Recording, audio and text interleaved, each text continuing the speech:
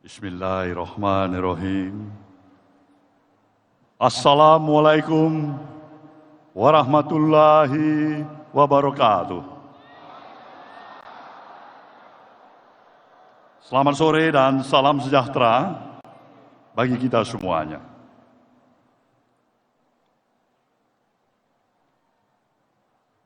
Yang saya hormati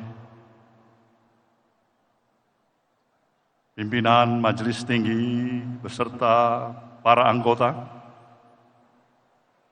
Dewan Pertimbangan, Dewan Pakar, Mahkamah Partai, fungsionaris Dewan Pimpinan Pusat, Dewan Pimpinan Wilayah, Dewan Pimpinan Daerah, Dewan Pimpinan Cabang, beserta dengan Dewan Pimpinan Ranting dari seluruh persada tanah air yang hadir pada apel siaga yang kita laksanakan pada sore hari ini. Di tengah-tengah kita juga hadir para sahabat dari Koalisi Perubahan. Kita berikan tepuk tangan untuk Ketua Umum Partai Demokrat, Mas Agus Harimurti Yudhoyono. Dari Partai Kesejahteraan Sejahtera, Bung Ahmad Sayhu. Rekan-rekan kita sebagai utusan khusus dari Partai Golkar juga hadir. Kita berikan tepuk tangan untuk itu. Sahabat-sahabat kita dari Pemuda Pancasila, hadirin dan hadirat yang saya muliakan. Pertama-tama saya ingin mengajak kita semuanya sekali lagi menghantarkan puji dan syukur kita kehadirat Sang Maha Pencipta, Tuhan Yang Maha Esa. Karena kita diberikan kesempatan dengan seluruh energi yang kita miliki, kita bersama-sama dapat menghadirin acara apel siaga perubahan yang sedang berlangsung pada saat ini. Kita juga bersama-sama tadi telah mendengarkan hantaran pemikiran-pemikiran disertai dengan doa kehadirat Tuhan Yang Maha Esa, yang secara langsung disampaikan oleh calon presiden kita, Bung Anies Rashid Baswedan,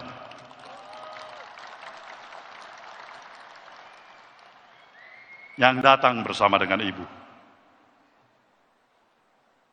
Tentu doa dan harapan, pemikiran-pemikiran yang dilontarkan oleh calon presiden kita ini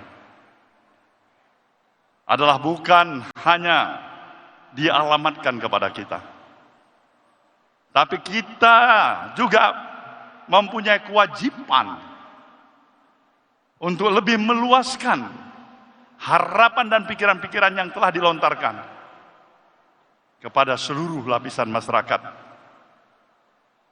rakyat dan bangsa yang kita miliki. Kita berkewajiban untuk itu.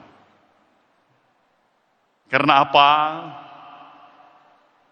Karena sesungguhnya lah kita yang memiliki negeri ini, negeri yang kita cintai ini, negeri yang begitu indah, negeri yang memiliki begitu luas wilayahnya, tidak kurang daripada hampir 2 juta kilometer persegi.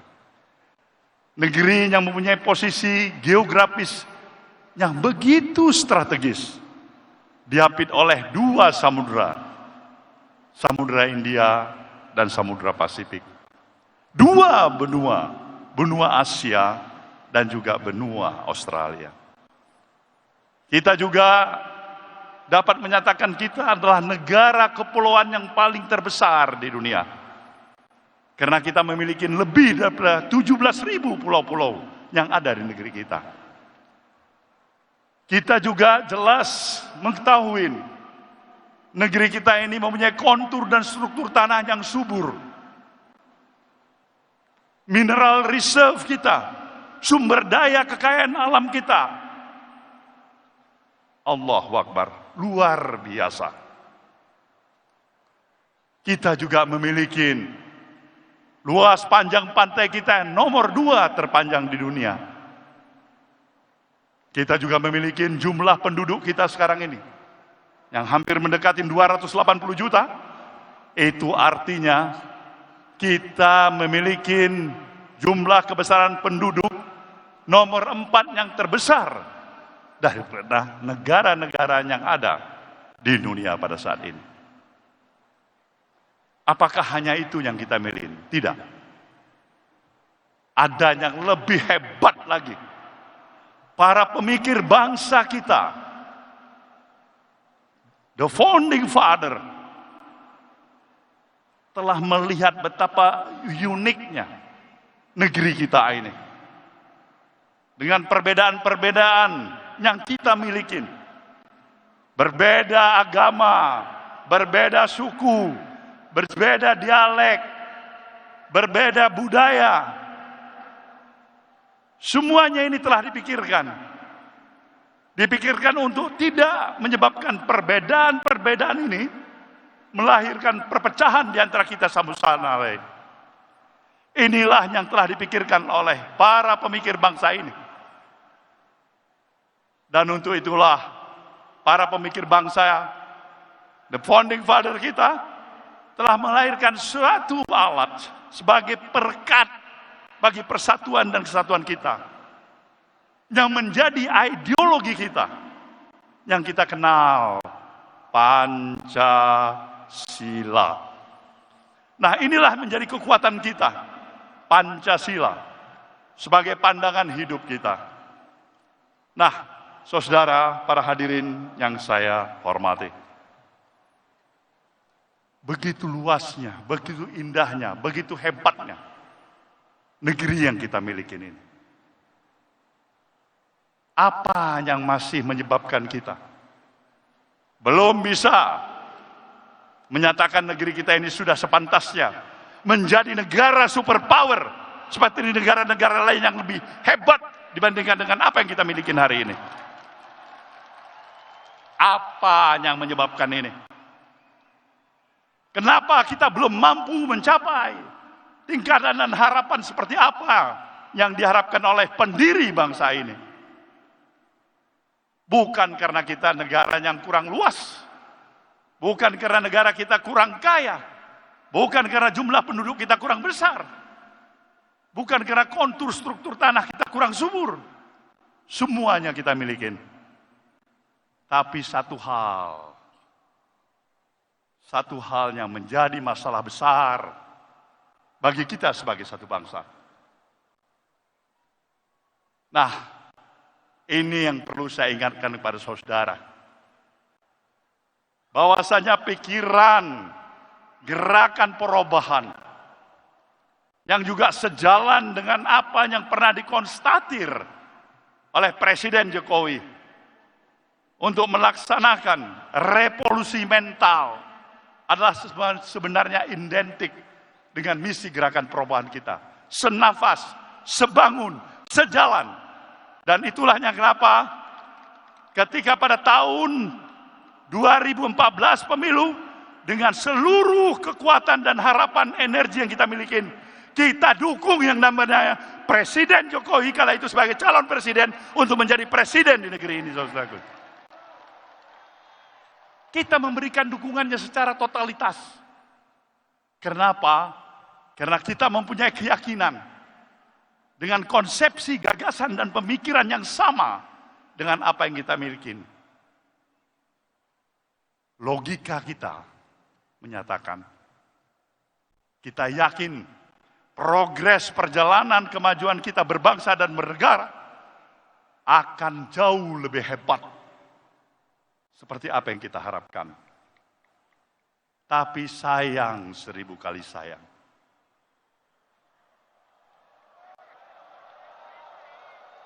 sayang, 1000 kali sayang, harapan belum menjadi kenyataan.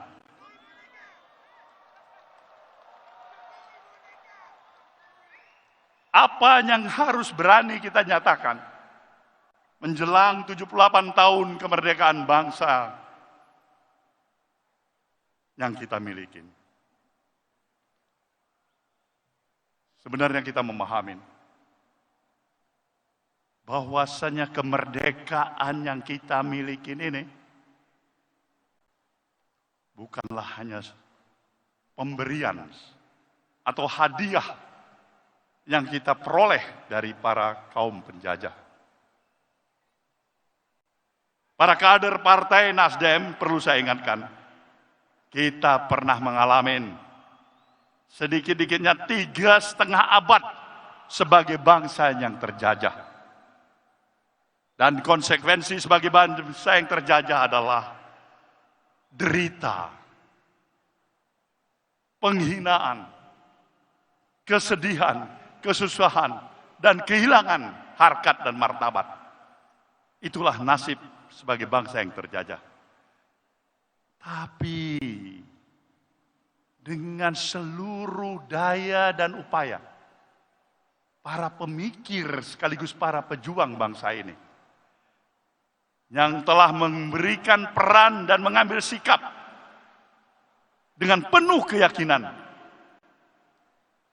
memberikan pengorbanan harta, bahkan nyawa sekalipun, untuk membebaskan kita sebagai bangsa yang terjajah, menjadi bangsa yang merdeka dan berdaulat. Kita wajib untuk tetap mengenang dan memberikan penghormatan kepada para pahlawan dan para pemikir bangsa ini yang memerdekakan bangsa kita dari kaum penjajah. Inilah sejalan dengan kita mungkin 1 bulan lagi akan menghadapi peringatan hari ulang tahun ke-78 tahun kemerdekaan yang kita miliki. Sejujurnya, kita telah mengalami berbagai kemajuan dalam berbagai peranata kehidupan yang ada. Dalam beberapa aspek kehidupan yang kita miliki. Tetapi apabila kita berani dan menempatkan pemikiran secara kritis, objektif, berdasarkan fakta yang ada, di tengah-tengah potret sosial kemasyarakatan yang ada pada hari ini. Saudara, para peserta apel siaga yang saya banggakan, Indonesia yang kita kenal sebagai satu bangsa yang memiliki sifat dan nilai-nilai values keindonesiaan yang seutuhnya.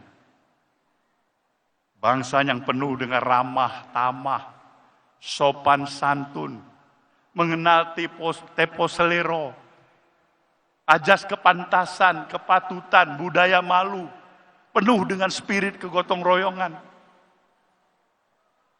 Hari ini kita sudah hampir sulit untuk menemukan karakter sejatinya bangsa Indonesia seperti apa yang kita kenal seperti itu.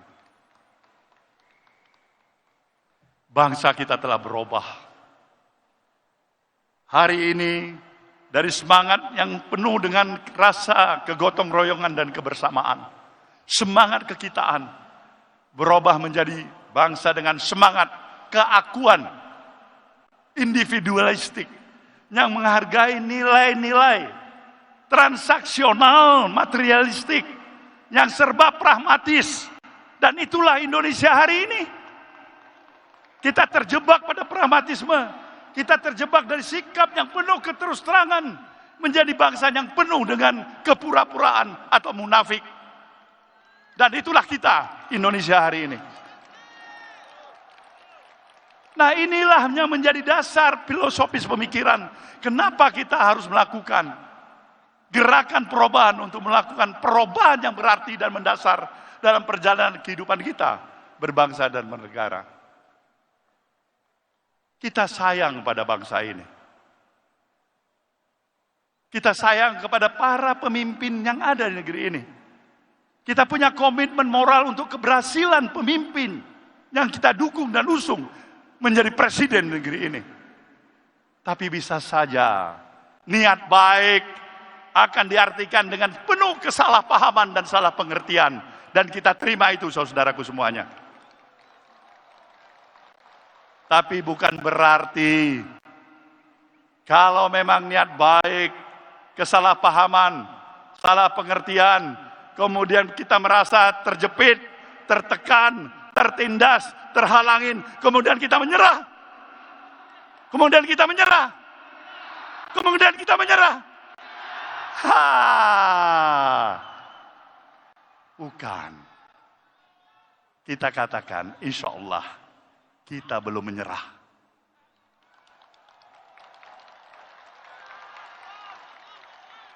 Dasar pemikiran inilah yang kita mau agar kita tetap konsisten dengan pemikiran-pemikiran nilai-nilai kebangsaan yang seutuhnya untuk memberikan penghormatan nilai pluralisme kebangsaan kita.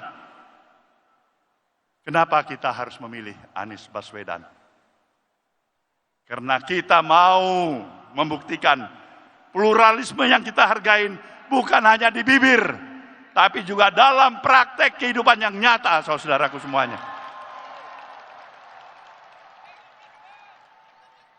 Pemikiran-pemikiran yang dinamis, moderat, dan penuh dengan konsistensi pemikiran dalam rasa membangun ke-Indonesiaan yang seutuhnya. Wajib terus-menerus kita perjuangkan. Maka dalam kesiapan kita menghadapi pemilu pada 2024 yang akan datang, saya ingin menyerukan dari tempat ini kepada para penyelenggara dan pengawas pemilu untuk melaksanakan tugas sebagaimana yang diamanahkan secara profesional dan bermoral. Terlepas dari semua intervensi kepentingan, dan tetaplah tegak lurus pada nilai kejujuran dan keadilan. Kita memerlukan pemilu yang seperti itu. Tidak ada gunanya pemilu kita laksanakan kalau pemilu itu berakibatkan kepada perpecahan daripada anak bangsa ini. Musuh kita bersama bukanlah musuh di antara kita satu sama lain. Bukan musuh atas dasar perbedaan agama, perbedaan partai politik. Tapi musuh kita adalah kebodohan, ketidakadilan. Inilah musuh bersama kita dalam kehidupan kita berbangsa dan bernegara. Maka pada saudara semuanya, keluarga besar Partai Nasdem, dari struktur wilayah, daerah, cabang, kemudian DPRT, saya nyatakan penghormatan dan penghargaan saya yang setinggi-tingginya. Saudara telah menunjukkan komitmen jati diri saudara untuk hadir dengan pengorbanan yang ada ke Jakarta dari berbagai wilayah di Nusantara ini demi menyatakan saudara masih ada sebagai kader partai ini. Saya amat berbesar hati dan berbangga hati sebagai pimpinan saudara. Sampaikan salam perjuangan saya kepada seluruh keluarga besar kita di kampung halaman. Kepada para seluruh konstituen kita. Katakan, insya Allah, di diri dan hati kita ini, berbagai tantangan halaman yang kita hadapin, tapi dengan tekad dan niat baik yang ada, kita akan tetap menjadi Spartan yang tangguh untuk menghadapi itu. Kita harus berani menyatakan, kalau takut dilanda ombak, janganlah pernah berumah di tepi pantai. Inilah kita Nasdem, saudaraku semuanya. Maka untuk itulah, di akhir untuk pidato saya ini, sebuah pantun dari Pulau Sumatera di wilayah timur, saya utarakan pada saudara. Pulau Pandan jauh di tengah. Di balik pulau si angsa dua.